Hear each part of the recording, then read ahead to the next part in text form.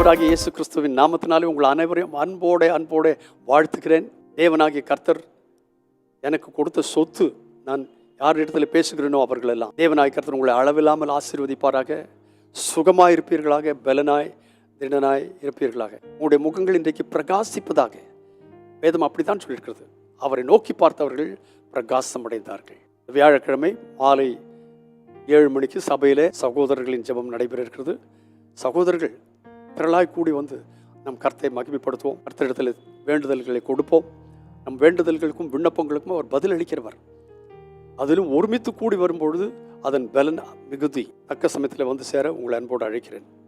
இன்றைக்கு 73ஆம் சங்கீதத்தின் ஒரு பகுதியை நான் உங்களுக்கு வாசிக்கிறேன். அதன் முதல் வசனத்தில் சொல்லியிருக்கிறது, சுத்த இருதயம் உள்ளவர்களாகிய இஸ்ரவேலருக்கு தேவன் நல்லவராயிருக்கிறார். இன்னொரு சொன்னா, யார் யாருக்கெல்லாம் சுத்த இருதயம் இருக்கிறதோ, கபடான இருதயம் இல்லாதபடி, வஞ்சனை உள்ள இருதயமாயிராதபடி, நேரில் ஒன்றும் புறமொன்றிலும் வாழ்கிறவர்களாய் வாழாதபடி, சுத்த இருதயம் உடையவர்களாய் காணப்படுகிறவர்கள் யாரோ அவர்களுக்கு கர்த்தர் நல்லவராகவே இருக்கிறார். இதை சொல்லி 4ஆம் வசனத்தில் வரும்போது, மரண பரியந்தம் அவர்களுக்கு இடுக்கண்கள் இல்லை, அவர்களுடைய பலன் உறுதியாய் இருக்கிறது. யார் சுத்த இருதயம் உடையவர்களாய் இருக்கிறார்களோ அவர்களுடைய பலன் உறுதியாய் இருக்கிறது. அவர்கள் அலசடிப்பட மாட்டார்கள். அவருடைய பலன் உறுதியாய் காணப்படுகிறது. இதெல்லாம் சொல்லி கடைசி வசனத்துக்கு வரும்போது தேவனுடைய வசனத்தில் என்ன சொல்லியிருக்கு, 26ஆம் வசனத்துல, என் மாம்சமும் என் இருதயமும் மாண்டு போகிறது, பலன் இல்லாம போகிறது. நான் இன்னும் சரீரத்தில் இருக்கிறதுனால உலகத்தின் சம்பவங்கள், நெருக்கங்கள் என்னை நெருக்கும் போது என்ன ஏற்படுகிறது, இருதயமும் மாண்டு போகிறது, என் மாம்சமும் மாண்டு போகிறது.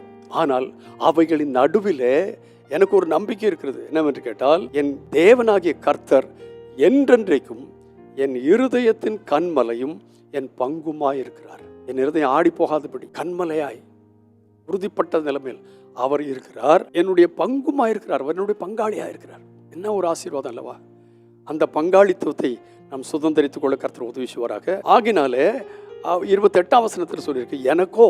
அதுக்கு முந்தின வசனத்தை பார்த்தீங்கன்னா பயங்கரமா இருக்கும். என்னவென்று கேட்டால், உம்மை விட்டு தூரமாய் போகிறவர்கள் நாசமடைவார்கள், அவர்களுக்கு ஒன்றும் இல்லாமல் போயிடும். பேதரும் அவருடைய சீஷர்களும் ஆண்டவராகி கர்த்தர் மரித்து உயிர் தெழுந்த பொழுது பேதர் சொன்னான், இனி ஆண்டவர் எங்கே நம்ம கூட இருக்க போறாரோ இல்லை தெரியல, வாங்க நம்ம போவோம், மீன் பிடிக்க போவோம், பழைய தொழிலுக்கு போவோம். அவர்கள் போய் அந்த நாளிலே, நீங்கள் யோவான் சுவிசேஷம் 21ஆம் அதிகாரத்தை வாசிங்களா, அந்த நாளிலே அவர்களுக்கு ஒரு மீன் ஆகப்படல. எந்த மனுஷனும் இயேசுவை விட்டு தூரம் போனால் எல்லாத்தையும் இழந்து போவார்கள். ஆனால் 28ஆம் வசனத்துல இந்த சங்கீதத்தை எழுதினவர் சொல்லுகிறார், எனக்கோ, ஃபார் மீ, மற்றவர்கள் எப்படி எனக்கு தெரியாது, எனக்கோ தேவனை அண்டி கொண்டு இருப்பதே நலம். நீங்க இன்னைக்கு என்ன தீர்மானிக்கிறீங்க? இந்த வியாழக்கிழமையெல்லாம் கர்த்தரோடு கூட நடக்க விரும்புகிறீர்களா?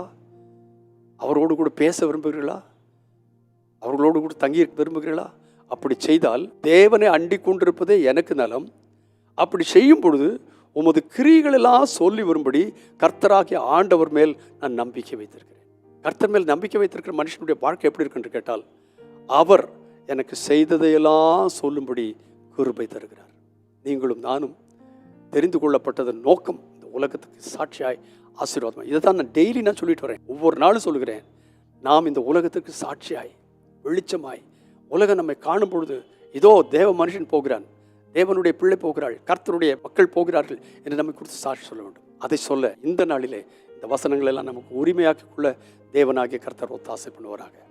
பரிசுத்தமுள்ள எங்கள் நல்ல பிதாவே, இன்றைக்கும் தந்த நல் வார்த்தைகளுக்காக உமக்கு நன்றி. இந்த வார்த்தைகளின்படியே நாங்கள் ஜீவிக்க நடக்க எங்களுக்கு ஒத்தாசை பண்ணும். பொறுப்படுத்திக் கொள்ளும், ஆசீர்வதியும். உங்கள் நாமத்தை மகிமைப்படுத்திக் கொள்ளும். இயேசுவின் நாமத்தில் பிதாவே, ஆமென். என்னோட சேர்ந்து சொல்லுங்களா, எனக்கோ தேவனை அண்டி கொண்டிருப்பதே நலம். அப்படியே செய்ய இந்த நாளில் உங்களுக்கும் எனக்கும் கர்த்தர் ஒத்தாசை பண்ணுவாராக. God bless you abundantly again and again and again and again. Amen.